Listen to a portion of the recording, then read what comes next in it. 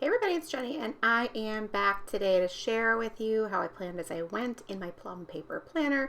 This is the same size as a classic happy planner, as you know, and you can see right here there was not a whole lot of pre-planning going on. I'm using these stamps from Studio Calico, including these alphabet stick stamps from LA Studio, which are really old, some stickers from Avalon and Ninth, the Distress Oxide ink, which I think is tumbled glass, and blush from the Stamp Market. Now, this is a sticker kit that is artwork based on A League of Their Own, the baseball movie. I thought it was really cool. I used it for the week where the final World Series game was played, and that was on purpose because obviously a baseball movie was perfect here. Now, I have put down the 3 clusters of stickers overlapping a background sticker and then I guess I'll say a top sticker, an accent sticker, if you will. And then I'm going to use these alphabet stamps to stamp out Braves versus Astros, as those were the 2 teams in the World Series. And then I'm using the stamp scrubber that I use currently to clean off the stamps in between use. As we've talked about in the past, if you're new here to my stamping videos, you don't have to clean them off. It's not going to hurt the stamps if you don't. I am just super messy. I would end up with rogue ink on my fingers and then smear it onto something else. So not really what I want to do. So therefore, we are going to clean them off. It's really simple, it's really easy, and I'm enjoying this method. I've switched from baby wipes to this because I'm having a hard time getting a hold of baby wipes that I'm satisfied with their wetness and don't leave a lot of lint. That's sort of my 2 qualifications for it. And so I went back to this method that I used to use a long time ago, which was the scrubber and the cleaner. And it's working great, and it's, hopefully helping me get over this hump of feeling a little annoyed about cleaning my stamps. So I'm just using one of the lines that is pre-printed in the planner to give me a baseline. I'm not adhering to it super strictly. It's not like I'm, oh my gosh, it absolutely must positively be lined up with this line. I'm just using it as a guideline. So if it's a little bit off, it's totally okay. You guys know me. I'm not really super strict on things like that. So now that blush ink, I know it's a little bit hard to see. It's, it's a light color in general. It's not as hard to see in real life, but it's really pretty and it looks great with this kit. Now I'm going to go ahead and add stickers for the activities that are happening for the week. So I'm going to start on Monday, obviously, and go throughout the week. Although I guess I should quantify that that's not really necessarily obvious for me. And you know that if you've been here, you know that sometimes I skip around just because that's how it goes when I do it. So, but I am starting out that way. Now, I have switched recently to using a Sharpie pen, not a gel pen. This is a felt tip pen, just like the Papermate Flare. I have found that it dries a little bit quicker. And so, for example, if I write with the pen and then highlight over it a few seconds later, it does not smear. I still don't really do that because it's not necessary and I don't really need to, but it's nice to know that I can. And I'm enjoying the ever so slightly finer tip that this pen has than the Papermate Flare. It doesn't mean that I'm, discarding all Papermate Flares. I'll definitely come back to it at some point. You guys know that I love to change things up. It's basically my favorite thing. And so, yeah, that's where I'm at with the Sharpie pen. Now, I put the sticker down. I didn't put it down wrong, but I wrote on it wrong, so I peeled it back up and used a different one. That's the cool thing. I bought, with these More Avenue kits, I buy 2 different sheets of boxes, and so I definitely have a lot of room for errors and stuff, which probably seems wasteful. I mean, at least it seems semi-wasteful to me, but I also know that I do make mistakes because I'm not super serious about, oh my gosh, making sure that every little detail is perfect. So sometimes I mess up. So it's just good to know I have plenty of stickers should that be the case.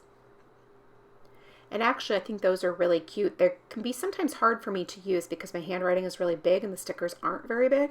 But when I don't have a ton of information that I need to note, that size looks really adorable on the page. So I do love the way that it sort of breaks up what's already going on. Now you can see that on some of the days, like Wednesday, for example, it's already pretty full. Let's be honest, I'm probably not going to go back and write much on that day because there was already quite a few activities that I needed to write. But I will have other days that I need to go back and fill things in and add more decor and things like that. And that's the beauty of planning as I go, because I'm able to do that every day or every couple of days based on what's gone on. And I'm not just filling things in willy-nilly and not sharing that with you. So you can see I've added a third one of those little, I guess they're kind of like sticky notes, right? Like a piece of paper with a piece of tape at the top or something like that. I've added a third, and I love that because it sort of does its own little visual triangle. Now I'm going to go in and fill out Monday. And as you can see, I did the mild liner first, and then I used the zig dot marker to go ahead and add, as opposed to using a bullet point sticker or an icon sticker, which I love that too. So, and it really, honestly, it probably would have been adorable if I used all baseballs or something like that. That would have been super cute. But I'm only thinking of that now, so I probably didn't do that. Now I am going to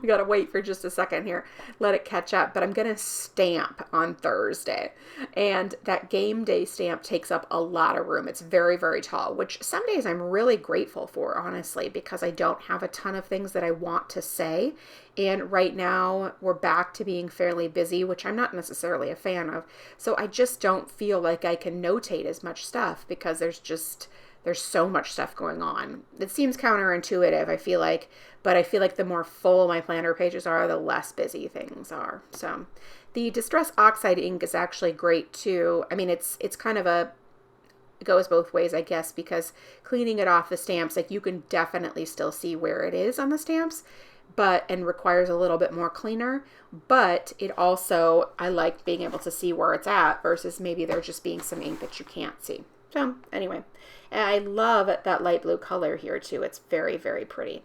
I also added a little bit of washi tape. That's the cool thing about washi, is that most of us have a bunch in our stash. It's really cute, and it can do a lot of different things. So like, for example, that washi going across several days, it sort of pulls your eye across the page, and that's really cool.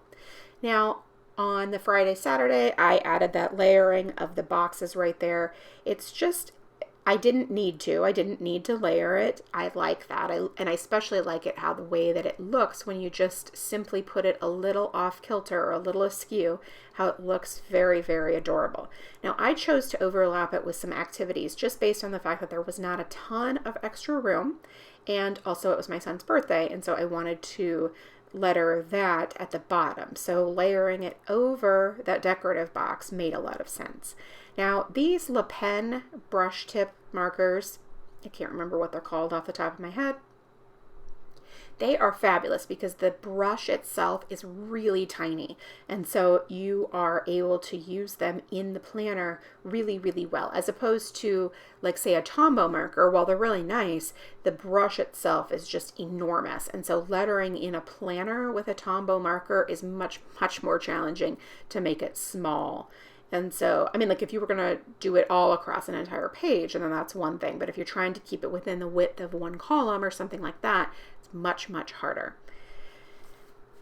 Now, as you can see, we are almost finished here by filling in on Sunday. So the week went pretty quickly in terms of planning things, but again, it's back to what we were talking about, how the week was fairly busy, and so that just lended itself to not notating as many things in the planner because the activities took up a bunch of the time.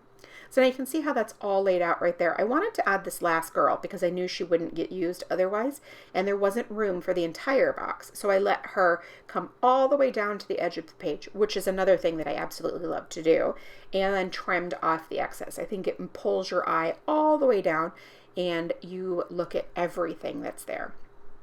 Now I am also going to add all of my icons and things like that. I just remembered one thing by looking at my icons of something that had happened during the week, and so I wanted to add that as well. And now I've split my icons up into two books. I don't know if that's smart or not. We'll we'll see down the road. Probably not, but the smaller icon sheets are all in this book, which I absolutely love. It's super cute. I'll link it up below. It's not an affiliate link or anything, but if you like The Nightmare Before Christmas like I do, you might like this book. But it only holds smaller sheets of stickers, which is fine, but just something to notate. So we're just going to add those icons, and then that is it for me. Thanks so much, everybody, for watching. I really do appreciate it. If you have any questions, please leave them in the box below, and I'll do my best to get back to you. Thanks so much, and make it a great day.